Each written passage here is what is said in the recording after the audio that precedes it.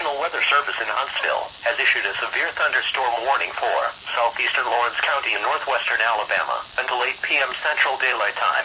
At 7:30 p.m. Central Daylight Time, a severe thunderstorm was located 7 miles west of Brushy Lake, or 11 miles southwest of Moulton, moving northeast at 50 miles per hour.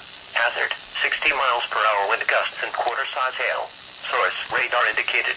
Impact, hail damage to vehicles is expected. Expect wind damage to roofs, siding, and trees.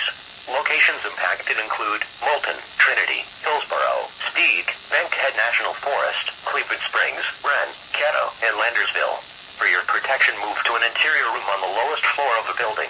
Repeating, a severe thunderstorm warning has been issued until 8 p.m. Central Daylight Time for the following county: Lawrence, Alabama,